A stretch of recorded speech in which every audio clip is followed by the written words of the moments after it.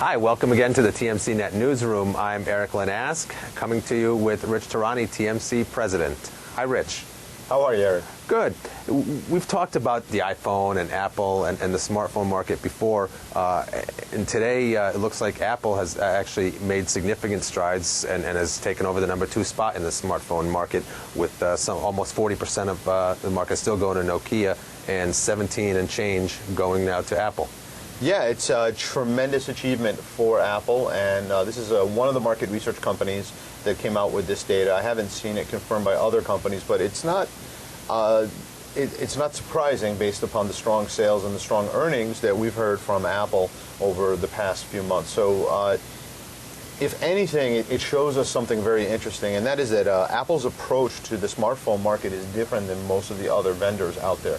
If you think about it, a company like Nokia has got dozens of devices, and some smartphones, some phones that are just traditional phones, and you've got a whole bunch of different form factors to support. And Apple, on the other hand, has done something very interesting in that they've got the iPhone, and with that single phone, they have decided that they are able to capture the interests of so much of the market. Now, BlackBerry also, which has the owns the #3 position in the market, is coming out with several devices by the end of the year. How's that going to play out? Is that going to are they going to be able to overtake Apple again? So we've got an interesting scenario, right? We've got the Pearl, which is the clamshell, which is not even necessarily as smart as some of the smartest phones, and then you've got the Bold, which is relatively new, and that came out in Canada.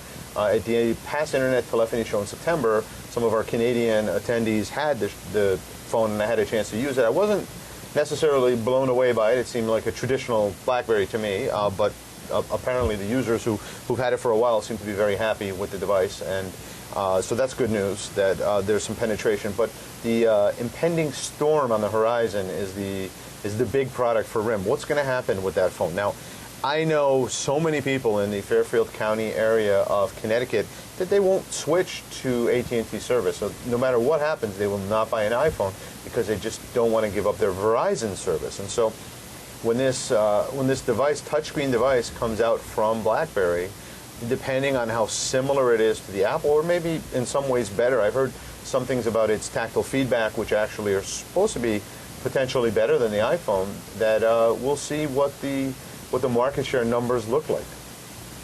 Going to be interesting to follow, because we've also got the Google's Android phone, right, which is also yet another touchscreen device.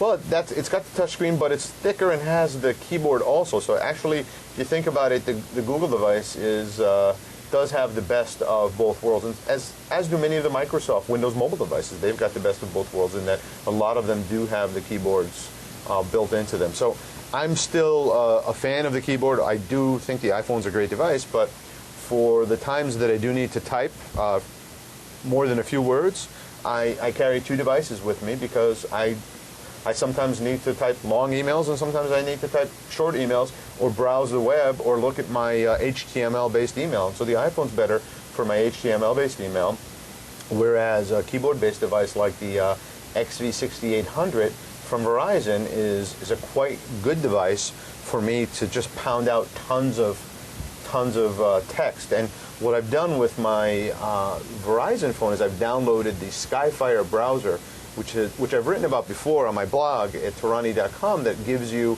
much of the functionality of an iPhone. It's a graphical browser that's far superior to the IE, that IE Mobile that comes on the device, and it allows you to do a double tap, and you can expand an area, and you can just scroll around with your finger like you can on a PDF on a Windows mobile device. And so you really are getting, if you download the right software, you can really achieve the functionality of an iPhone even with a Windows mobile device. And you also get the added plus, or the added benefit, of being able to slide open a keyboard and really type out some copious notes. Well, I certainly can't wait to see what happens with the Storm and the Bold, in fact, as well. You're right; it's a nice-looking device, but still looks like a BlackBerry.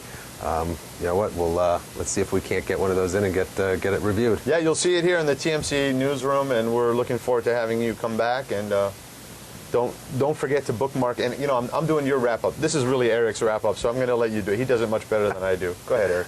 Thanks, Rich. Keep up to date on the latest from RIM, from Apple, from Microsoft, and everybody else. We'll be here again very soon with TMC President Rich Tehrani to talk about everything that's exciting in the world of communications. Thanks, Erik. Thanks.